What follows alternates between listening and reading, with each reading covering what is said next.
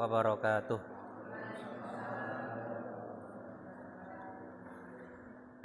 Innal hamdalillah nahmaduhu wa nasta'inuhu wa nastaghfiruh wa na'udzu billahi min syururi anfusina wa min sayyiati a'malina. May yahdihillahu fala mudhillalah wa may yudlil fala hadiyalah. Wa asyhadu an la ilaha illallah wahdahu la syarikalah wa asyhadu anna Muhammadan abduhu wa rasuluhu la nabiyya ba'dah. Ya ayyuhalladzina amanu taqullaha haqqa tuqatih wa la tamutunna illa wa antum muslimun. Ya ayyuhan nasu taqu rabbakumul ladzi khalaqakum min nafsin wahidah wa khalaqa minha zawjaha wa bassa minhuma rijalan katsiran wa nisaa'a wattaqullaha alladzi tasaaluna bihi wal arham innallaha kana 'alaikum raqiba. Ya ayyuhalladzina amanu taqullaha wa qulu qawlan sadida yuslih lakum a'malakum wa yaghfir lakum dzunubakum wa may yuti'illaha wa rasulahu faqad faza fawzan 'azima. Amma ba'du fa inna khairal hadisi kitabullah wa khairul hadyi hadyu Muhammadin sallallahu alaihi wasallam wa syarrul umuri muhdatsatuha wa kullu muhdatsatin bid'ah wa kullu bid'atin dhalalah wa kullu dhalalatin finnar. Hadirin sekalian yang semoga selalu dirahmati oleh Allah Subhanahu wa taala. Alhamdulillah pada kesempatan yang berbahagia kali ini, yang mana atas limpahan rahmat dan hidayah dari Allah Subhanahu wa taala semata, sehingga bisa kita lanjutkan kajian kita ringkasan fikih Islam, Mukhtasar al-Fiqhi al-Islami, yang merupakan karya Syekh Muhammad ibnu Ibrahim at-Tuwaijiri hafizahullahu ta'ala. Yang mana kitab ini membahas tentang muamalah, tentang tata cara ibadah kepada Allah Subhanahu wa taala. Membahas tentang tata cara beribadah kepada Allah Subhanahu wa taala, dan sebagaimana umumnya kitab-kitab fikih itu membahas tentang hukum yang 5. Apa saja kemarin? Hukum yang 5: wajib, sunnah, mubah, makruh, haram. Namun di kitab fikih ini beliau memberikan mukaddimah. Sebelum kita mempelajari tentang macam-macam ibadah, beliau memberikan mukaddimah tentang bagaimana seharusnya ibadah itu. Tentang pendahuluan bagaimana persiapan seseorang sebelum beribadah kepada Allah Subhanahu wa taala, di antaranya harus ikhlas untuk Allah Subhanahu wa taala semata. Oleh karena itu, kemarin telah kita baca bab pendahuluan tentang tauhid. Karena yang namanya ibadah dengan segala macamnya itu akan sia-sia, tidak diterima oleh Allah Subhanahu wa taala kalau tidak mentauhidkan Allah Subhanahu wa taala. Ibadah itu tidak diterima, tidak berpahala, bahkan bisa berdosa kalau ternyata diselewengkan untuk selain Allah Subhanahu wa taala. Dan itu telah kita bahas pada pertemuan yang lalu. Kemudian pada halaman yang ke-17 beliau menulis tentang pengertian ibadah. Jadi kan kalau kita bahas fikih, kita bahas tentang ibadah. Yang dimaksud dengan ibadah itu apa? Beliau mengatakan, yang berhak disembah hanyalah Allah Subhanahu wa taala semata. Dan ibadah itu digunakan untuk dua hal. Maksudnya kata ibadah itu diitlakkan untuk dua macam pengertian. Jadi kan kita kan sekarang ingin mengetahui yang dimaksud dengan ibadah itu apa. Yang pertama, beliau mengatakan ibadah adalah menyembah, yaitu merendahkan diri kepada Allah Subhanahu wa taala dengan melakukan segala perintahnya dan menjauhi segala larangannya karena rasa cinta dan mengagungkan Allah Subhanahu wa taala.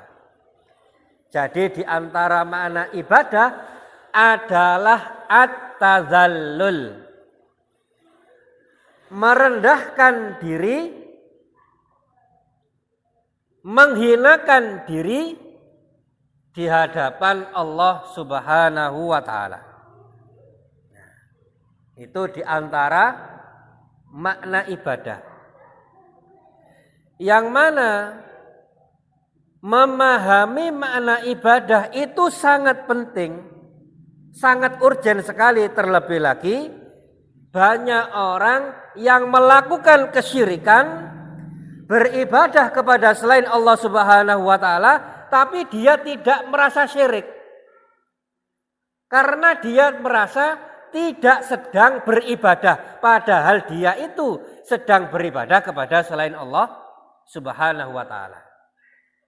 Nah, maka untuk memahami makna ibadah terlebih dahulu, maka di sini beliau jelaskan apa yang dimaksud dengan ibadah. Maka di sini ada dua pengertian. Yang pertama adalah at-tazallul, merendahkan diri kepada Allah Subhanahu wa taala. Jadi yang pertama, kita harus memahami bahwasanya kita ini di hadapan Allah itu rendah. Kita itu di hadapan Allah Subhanahu wa taala hina. Dan itu harus kita fahami, kita harus bisa rumangsa agar ibadah kita itu semakin sempurna. Maka di antara ibadah yang dicontohkan oleh Rasulullah SAW adalah sujud. Nah, sujud itu kita merendahkan diri kita serendah-rendahnya dalam rangka mengagungkan Allah seagung-agungnya. Sujud itu kepala derajatnya atau tingginya sama dengan kaki, kan gitu ya. Kepala dan wajah ini anggota tubuh yang paling mulia itu kita letakkan di bawah. Berarti kita sedang merendahkan diri kita serendah-rendahnya. Dalam rangka apa? Dalam rangka mengagungkan Allah Subhanahu wa taala seagung-agungnya. Tapi ingat, kalau kita merendahkan diri, kalau kita menghinakan diri di hadapan Allah Subhanahu wa taala, bukan makin terhina, tapi semakin mulia. Kata Rasulullah sallallahu alaihi wasallam dalam hadis riwayat Muslim nomor 482, beliau bersabda, aqrabu ma yakunul abdu mir rabbih wa huwa sajidun fa aksirud du'a. Keadaan di mana seorang hamba itu paling dekat dengan Rabb-nya, paling dekat dengan Allah Subhanahu wa taala adalah ketika hamba itu sujud. Nah, padahal kita sedang merendahkan diri. Tapi di sisi lain semakin dekat kepada Allah Subhanahu wa taala. Kemudian kata Rasulullah sallallahu alaihi wasallam, maka perbanyaklah doa. Maka di antara keadaan doa itu diijabah oleh Allah Subhanahu wa taala adalah ketika sujud. Ketika sujud setelah baca zikir nggih, setelah baca zikir sujud, gimana zikirnya? Subhana rabbiyal a'la, bisa. Juga bisa subuhun kudus rabbul malaikati waruh juga bisa. Dan masih ada doa-doa yang lain. Setelah baca doa sujud atau zikir sujud, kemudian panjenengan berdoa. 1 menit boleh? Boleh. 5 menit boleh? Boleh. 2 jam juga boleh. Nek kuat.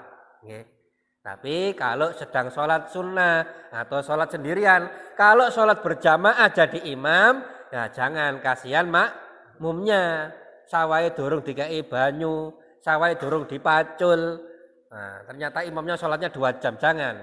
Tapi kalau panjenengan sholat sendiri atau sholat sunnah yang di situ terdapat sholat yang sangat panjang, sujudnya panjang, maka setelah baca zikir panjenengan banyak-banyak berdoa. Kenapa? Karena ketika sujud itu keadaan seorang hamba sedang dekat-dekatnya kepada Allah Subhanahu wa ta'ala. Nah, itu di antara makna doa. Merendahkan diri kepada Allah Subhanahu wa ta'ala. Maka ketika seseorang sedang berdoa, wajib menjauhkan sejauh-jauhnya sifat takabur, sifat sombong. Dibuang jauh-jauh. Jangankan ketika berdoa, ketika sedang berdoa sekalipun tidak boleh sombong. Apalagi di hadapan Allah Subhanahu wa ta'ala. Dan termasuk perbuatan sombong adalah tidak mau berdoa, tidak mau beribadah. Itu sendiri adalah perbuatan sombong. Jadi kita harus rumangsa, kita ini lemah, kita ini hina, kita ini rendah. Maka kita rendahkan diri kita di hadapan Allah dalam rangka mengagungkan Allah seagung-agungnya. Allah Subhanahu wa ta'ala berfirman dalam surat Ghafir ayat yang ke-60. Wa qala rabbukum ud'uni astajib lakum innal ladzina yastakbiruna an ibadati sayadkhuluna jahannama dakhirin.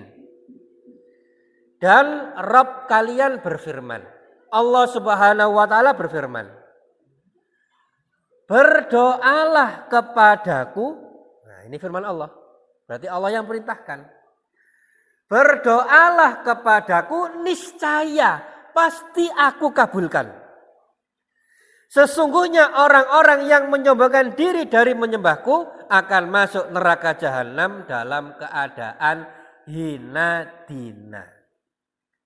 Jadi yang namanya berdoa itu apa sih? Jaluk, minta. Niku termasuk merendahkan diri nama mboten? Termasuk merendahkan diri. Kalau kita minta-minta kepada manusia, kita semakin rendah. Kita semakin hina. Tapi kalau minta-minta kepada Allah, memperbanyak berdoa kepada Allah, bolak-balik mengulang-ulang doa kepada Allah Subhanahu wa ta'ala, semakin mulia.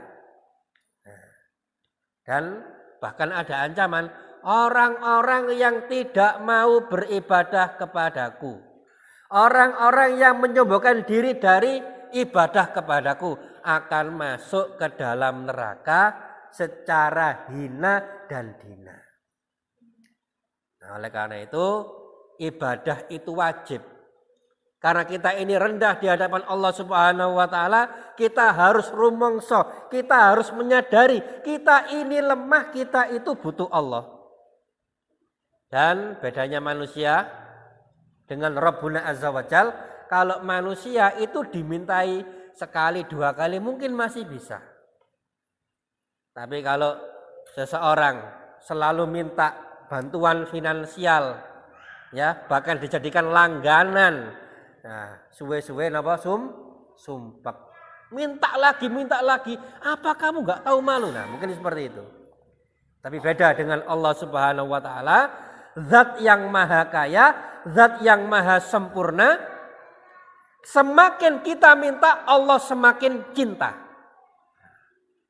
Oleh karena itu, di antara sebab dikabulkannya doa itu adalah diulang-ulang. Diulang-ulang. Ya.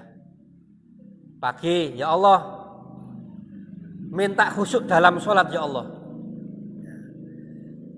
Siang hari minta lagi, minta khusyuk ya Allah, semakin khusyuk dalam sholat ya Allah. Sore minta lagi, malam minta lagi, tengah malam minta lagi, Allah nggak bakal bosan. Kok ikut terus jalukmu? Kapan perahimu jaluk? Nggak bakal Allah seperti itu. Kalau kita semakin banyak minta kepada Allah, Allah semakin cinta. Bahkan dalam hadis riwayat Muslim yang tadi kita baca, kata Rasulullah SAW, fa'aksirud doa, dan perbanyaklah doa. Dalam keadaan sujud, kata Rasulullah SAW, perbanyaklah doa.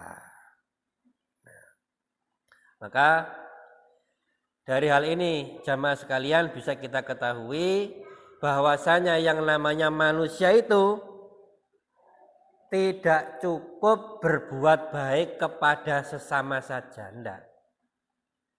Tapi harus kita taat kepada Allah Subhanahu wa taala, kita harus tunduk kepada Allah Subhanahu wa taala.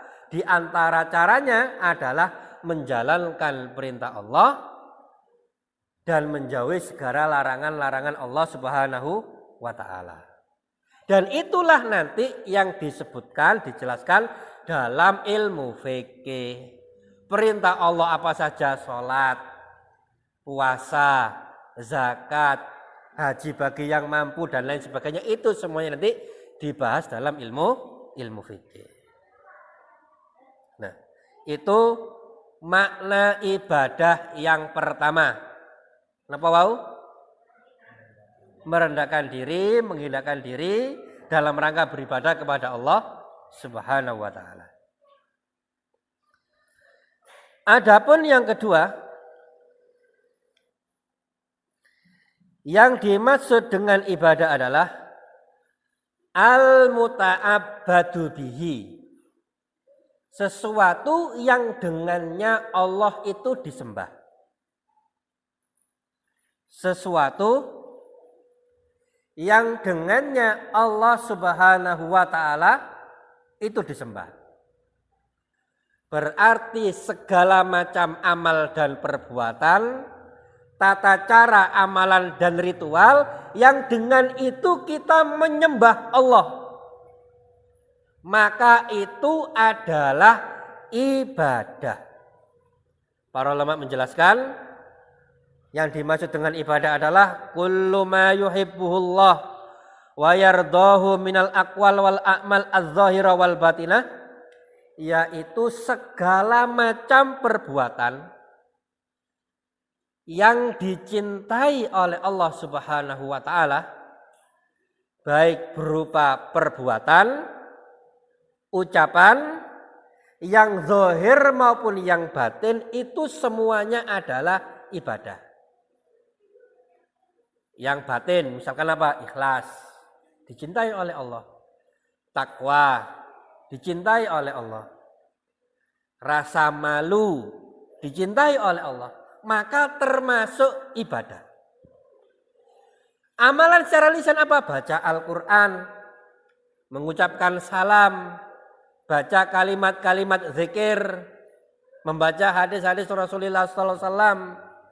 Itu dicintai oleh Allah Subhanahu wa taala, maka termasuk ibadah.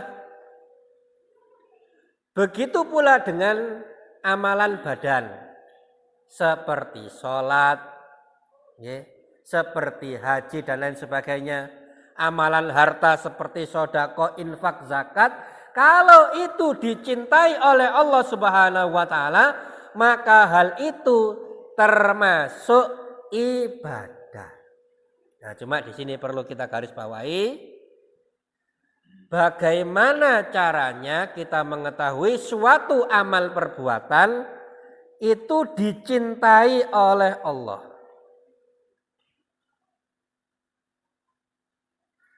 Bagaimana caranya kita mengetahui suatu perbuatan baik lisan atau anggota badan. Bagaimana kita caranya mengetahui bahwasanya amalan itu dicintai oleh Allah? Bagaimana caranya? Apakah akan kita tanya, ya Allah, jenengan suka niki napa mboten? Nah, enggak bisa, nggih. Apakah kita telepon, ya Allah, apakah panjenengan suka amalan ini? Enggak mungkin juga. Maka kita tidak tahu suatu amalan itu dicintai Allah atau tidak kecuali dengan membaca Al-Quran dan membaca sunnah Rasulullah Sallallahu Alaihi Wasallam, alias harus mendapatkan informasinya dari dalil. Yang sebagian orang sekarang anti dengan dalil. Nah,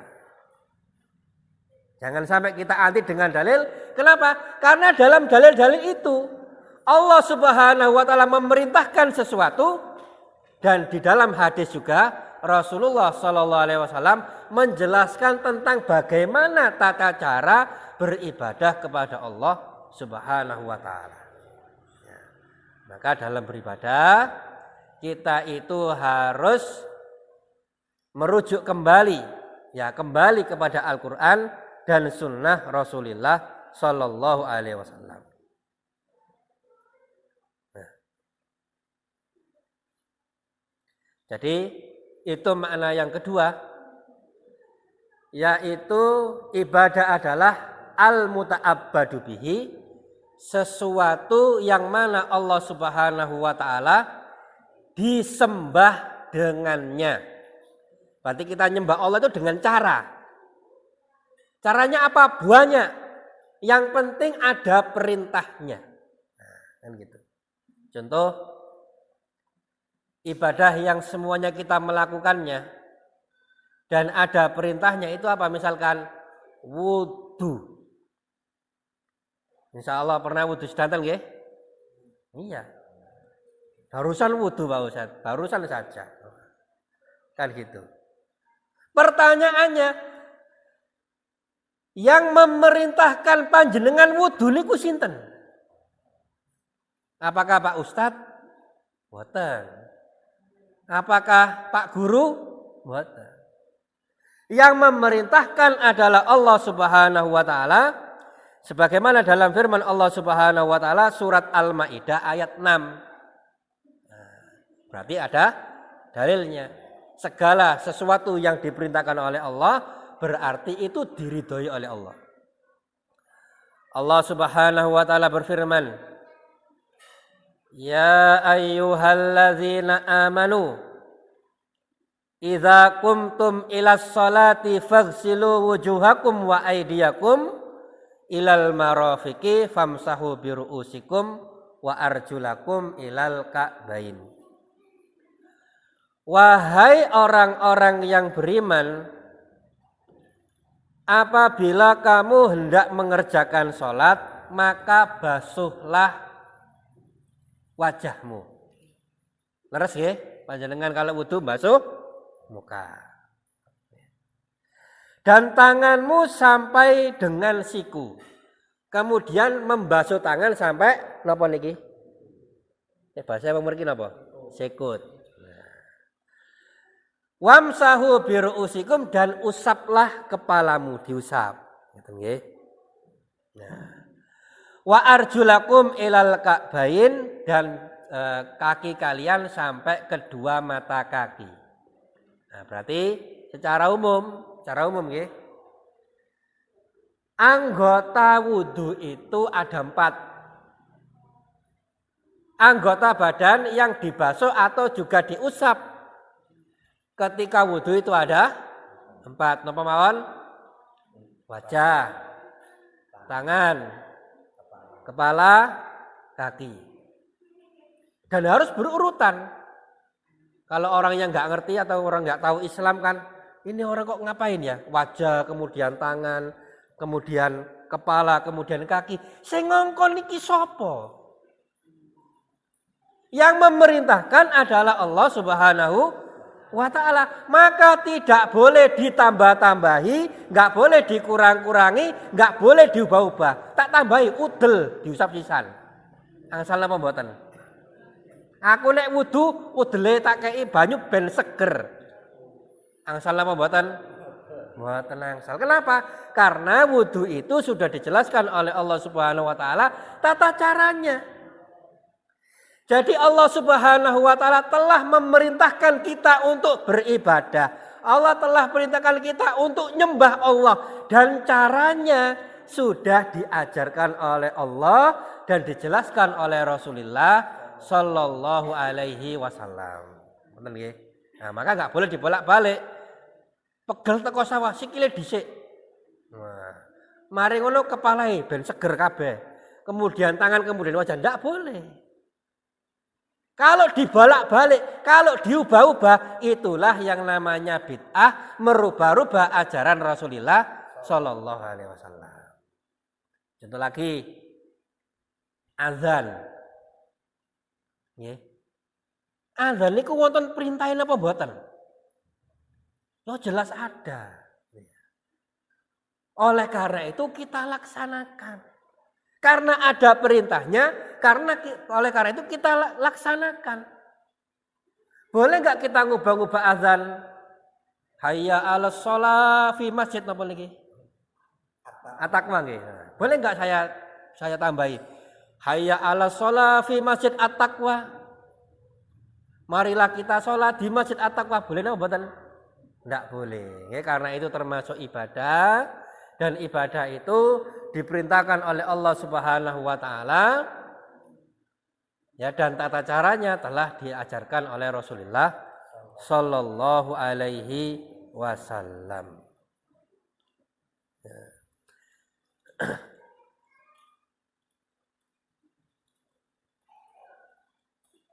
Kemudian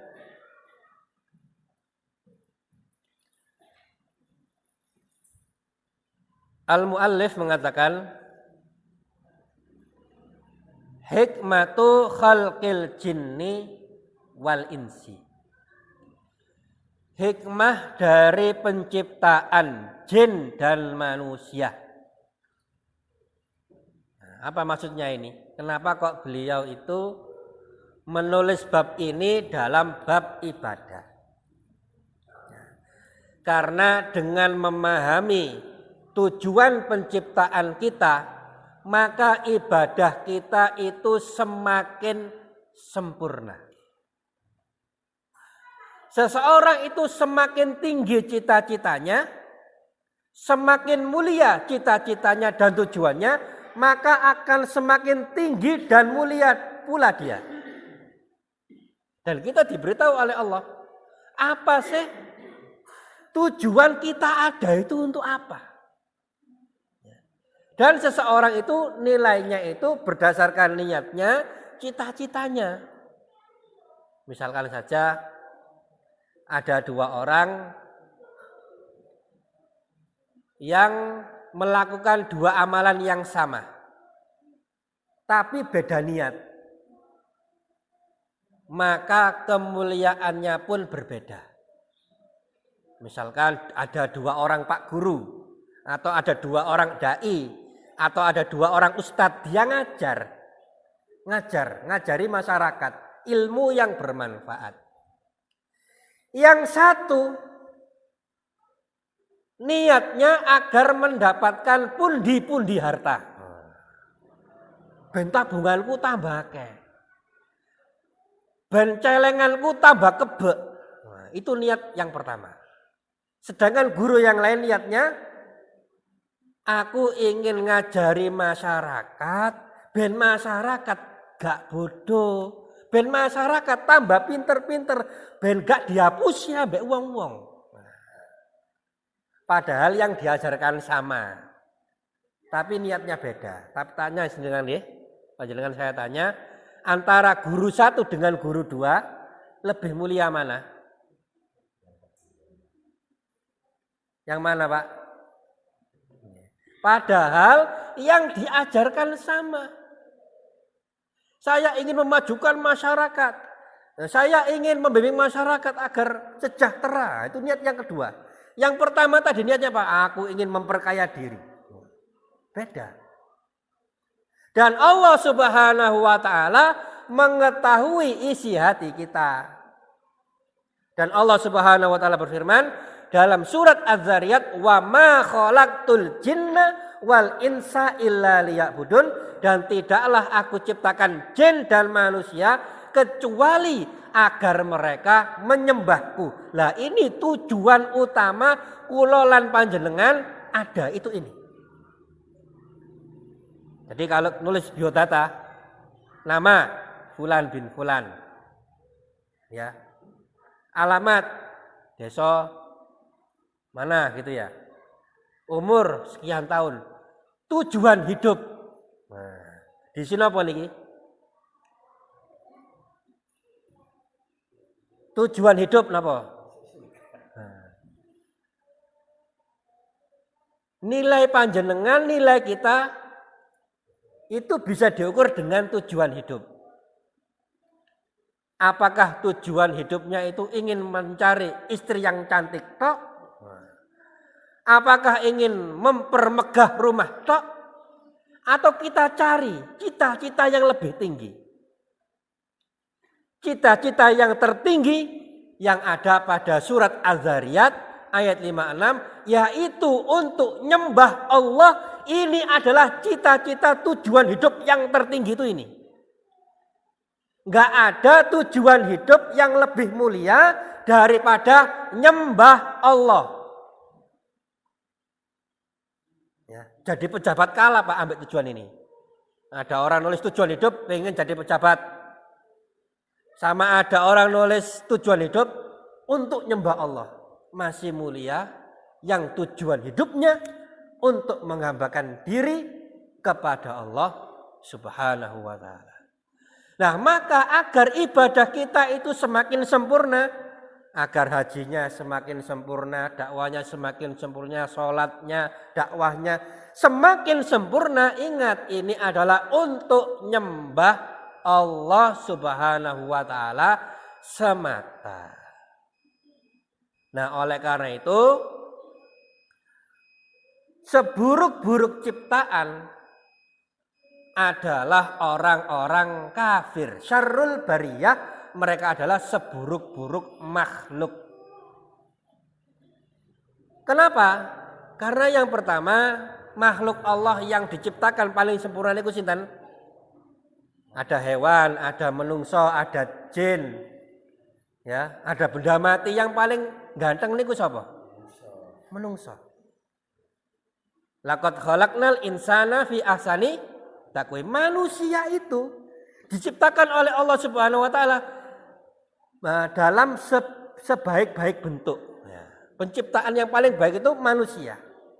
Kalau nggak percaya, nggih, panjenengan besok ke kebun binatang, cari hewan yang lebih ayu, lebih ganteng dari manusia, ada nama mboten? Sak ganteng-gantenge embek, iku sik gantengan manusia. Nah, ngono ya. Sak ganteng-gantenge, sak ayu-ayune bajul, buaya itu lebih gantengan manusia. Nah, manusia makhluk yang ganteng niki diperintahkan untuk nyembah zat yang maha indah. Siapa? Allah Subhanahu wa ta'ala. Lah orang-orang kafir bukannya nyembah Allah, malah nyembah zat yang lebih jelek daripada dirinya sendiri. Orang-orang kafir, orang-orang musyrik bukannya nyembah Allah yang maha indah, malah nyembah sesuatu yang lebih jelek daripada dirinya sendiri. Napa niku? Ada yang nyembah batu, Pak. Padahal batu dengan dirinya baik, malah baik dirinya dari segi penciptaan. Ada orang misalkan nyembah kera, padahal dia itu lebih ganteng daripada kera. Nyembah nama malih macam-macam ya. Ono sing nyembah ula, ono sing nyembah nama malih tanduran. Nah, padahal dia itu lebih sempurna penciptaannya daripada tanduran. Nah, maka kita itu diciptakan oleh Allah dalam sebaik-baik penciptaan, maka tujuannya adalah untuk nyembah Allah Subhanahu wa ta'ala semata. Adzan dulu apa gimana nih? Bisa nggak? Adzan nih. Oke.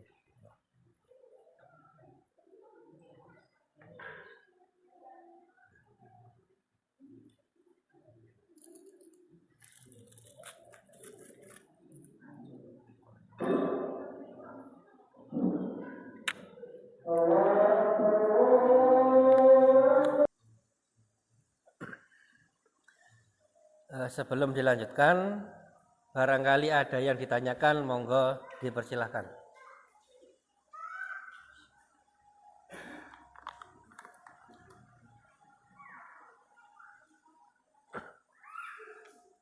Teman-teman, lanjut. Kemudian mu'alif kitab ini melanjutkan memberikan keterangan imtisalu awamirillah wajtinabu nawahihi mabniyun 'alal imani billahi azza wa jalla. Melaksanakan segala bentuk, segala macam perintah Allah Subhanahu wa taala dan menjauhi larangan-larangan Allah itu didasari dengan iman. Harus didasari dengan iman kepada Allah Subhanahu wa taala.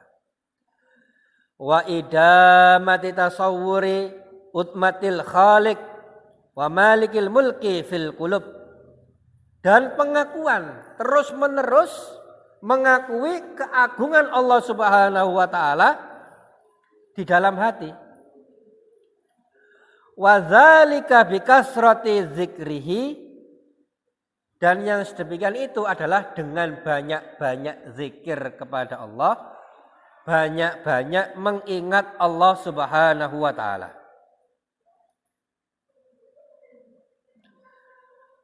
Wali idamati hadzat tasawwur wa rusukhihi fil qalbi syara'allahu li ibadihi muzakkiran mukarraran wa amalan mutajaddidan. Dan agar semakin kuatnya pengagungan seorang hamba kepada Allah Subhanahu wa taala, maka oleh karena itu Allah Subhanahu wa taala syariatkan hambanya untuk banyak-banyak ingat Allah, agar semakin banyak atau sering-sering zikir kepada Allah Subhanahu wa taala. Nah, jadi kan tadi telah kita bahas bagaimana kita itu beribadah, yaitu dalam amalan hati, merendahkan diri kepada Allah, mengakui keagungan Allah, mencintai Allah Subhanahu wa taala. Tapi yang namanya hati manusia itu bolak-balik. Yang namanya hati manusia itu naik turun. Kadang kita sudah ngerti, tapi nanti lupa, nanti lalai. Ketika di pengajian kita semangat beribadah, engkau toto omah males maneh. Kan gitu. Ketika pengajian nanti saya sholat malam, tutup omah ngorok, tidur sampai subuh. Nanti di rumah saya akan baca Al-Quran 10 lembar. Sampai rumah, ono godo di pangantek, keluarkan tuh turu. Nah, gitu. Maka bukankah tadi telah dijelaskan agar ibadah kita itu semakin sempurna, kita itu harus merendahkan diri di hadapan Allah Subhanahu wa taala dan mengagungkan Allah seagung-agungnya. Tapi yang namanya manusia itu hatinya naik turun, hatinya terbolak-balik. Sebagaimana dijelaskan oleh Rasulullah sallallahu alaihi wasallam, inna quluba bani Adam baina sesungguhnya hati anak Adam baina usba'ini min asabi'ir rahman aw kama qala. Hati manusia itu berada di antara dua jari Allah, di antara jemari-jemari Allah Subhanahu wa taala. Dibolak-balik oleh Allah Subhanahu wa taala sekehendak Allah Subhanahu wa taala. Nah, oleh karena itu manusia kadang suka, kadang benci, kadang malas, kadang semangat. Ya, kadang khusyuk, kadang enggak karuan. Kenapa? Karena hati manusia itu berada di tangan Allah Subhanahu wa taala. Oleh karena itu, di antara doa yang paling banyak dibaca oleh Rasulullah sallallahu alaihi wasallam adalah ya muqallibal qulub sabbit qalbi ala dinik. Ya Allah, kata Rasulullah SAW, zat yang maha, ya Allah zat yang maha membolak-balikkan hati, teguhkanlah hati kami di atas agamamu. Nah, kenapa? Karena nanti pasti akan datang yang namanya males. Pasti datang yang aras-arasan.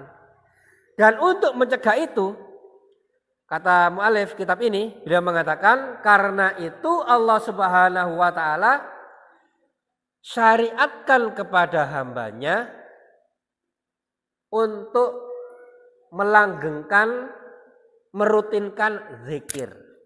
Baik zikir-zikir yang wajib maupun zikir-zikir yang sunnah. Jadi kan nanti kan kita akan mempelajari berbagai macam ibadah. Dan ibadah itu banyak macamnya. Ibadah yang pertama saja misalkan sholat. Sholat itu ada berapa macam? Ada sholat wajib, sholat 5 waktu. Ada sholat duha, ada sholat malam. Ya, ada sholat qobliyah, ada sholat ba'diyah. Ada sholat idul fitri. Ada sholat idul adha. Ada sholat gerhana. Ada sholat minta hujan gitu ya. Macam-macam banyak sholat itu. Terus ngelakoni ini kapan? Sinau wae durung. Nah, gitu ya.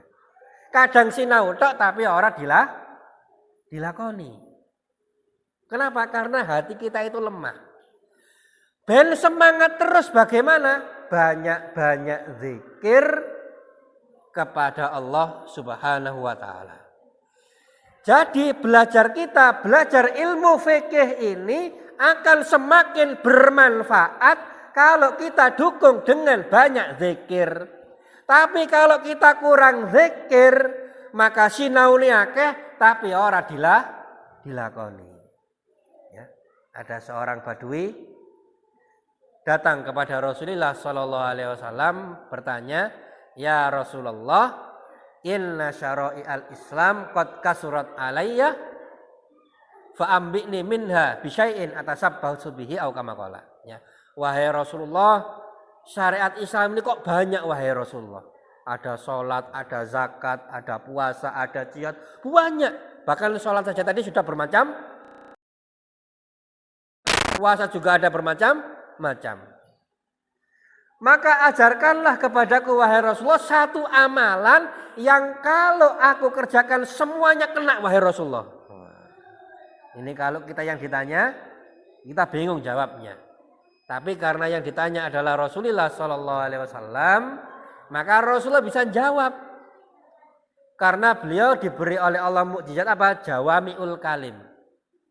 Beliau itu mendapatkan mukjizat berupa diberi kemampuan oleh Allah untuk berkata-kata sesuatu yang ringkas, namun padat dan maknanya luas. Maka Rasulullah Sallallahu Alaihi Wasallam menjawab, la yazalu lisanuka radban min zikrillah. Hendaklah lisanmu selalu basah karena zikir kepada Allah Subhanahu wa taala. Nah, jadi agar kita bisa melaksanakan ilmu fikih yang kita pelajari itu dengan banyak-banyak zikir. Tapi ingat, zikir yang syar'i, zikir yang ada ajarannya dari Rasulullah Sallallahu Alaihi Wasallam. Jangan zikir karangan orang-orang belakangan. Karena yang namanya zikir itu sifatnya tauqifiyah. Harus nunggu dalil. Para sahabat radhiyallahu ta'ala anhum itu pinter bahasa Arab. Tapi enggak ada zikir versi Abu Bakar, versi Umar, versi Ali, enggak ada.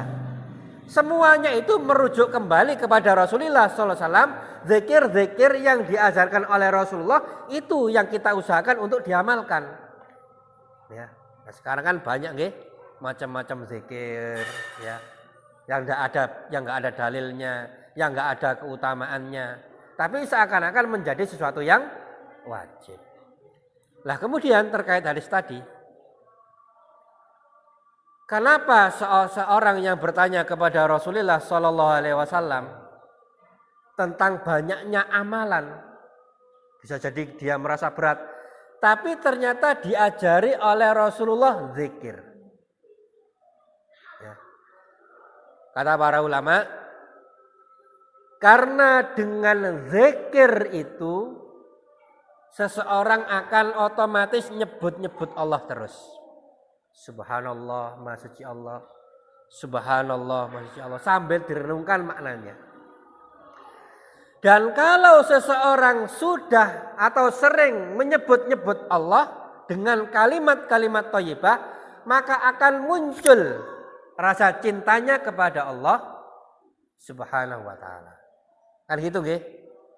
Orang yang suka bal-balan, yang dia ucapkan bal-balan terus. Isu awan sore ngomong bal-balan. Ada orang yang suka ayam. Awak isuk sore, ya, awan isuk sore bahas ayam. Nah, ada orang yang suka kuliner. Isuk bahas sate, awan bahas rawon, sore bahas soto, nek bengi bahas padang. Ngoten nggih. Nah, karena senangnya apa? Kuliner. Tapi kalau orang itu cinta Allah, maka yang dia sebut adalah Allah, subhanallah, Allahu Akbar, walhamdulillah, dan seterusnya. Dan kalau seseorang itu sudah mencintai Allah subhanahu wa ta'ala, maka ibadahnya terasa ringan. Kalau seseorang itu sudah cinta, maka ibadahnya itu ringan karena ibadahnya orang yang rindu. Orang yang rindu itu apapun dilakoni, Pak. Ya. Orang itu kalau sudah cinta, segala sesuatu ditempuh. Ya. Ada orang cinta mobil misalkan. Itu harganya berapa miliar dibeli. Meskipun tidak dikendarai. Punya stok mobil segudang. Gak ono sih ditumpahi, gak ono. Ya. Ada orang itu cinta dengan apa itu? Burung apa itu? Ya, yang ditaruh dalam sangkar. Itu kan buang air ya, buang air. Tapi isu-isu dia belum mandi, burungnya sudah dimandikan. Nah, kenapa? Karena dia cinta dengan burung peliharaannya, kan gitu. Maka orang-orang yang beriman seharusnya lebih cinta kepada Allah Subhanahu wa taala, diperintahkan Allah untuk ibadah, dia ibadah. Kenapa? Karena rindu dengan Allah Subhanahu wa ta'ala. Masa kalah dengan orang-orang yang cinta artis nih. Artis luar negeri atau artis mana itu? Masya Allah. Apa itu? Celananya suwek-suwek. Rambutnya awut-awutan. Mukanya digambar.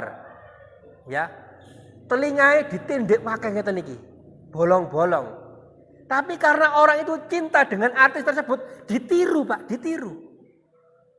Nah, padahal nendek ini NATO itu pakai apa? Pakai biaya nih, tapi dia lakukan. Tapi itu nggak boleh nih, niku haram. Nah, maka orang-orang yang beriman seharusnya lebih cinta kepada Allah Subhanahu wa taala. Kalau diperintahkan oleh Allah, maka dikerjakan dengan rasa cinta, rindu kepada Allah Subhanahu wa taala. Nah, demikian yang bisa kami sampaikan pada pertemuan kali ini. Kita cukupkan sekian. Kalau ada benarnya maka itu semata-mata dari Allah Subhanahu wa taala. Dan kalau ada kesalahan maka dari saya pribadi saya mohon maaf, nih. Mohon dimaafkan. Kita tutup subhanaka Allahumma wa bihamdika asyhadu alla ilaha illa anta astaghfiruka wa atubu ilaih. Wassalamualaikum warahmatullahi wabarakatuh.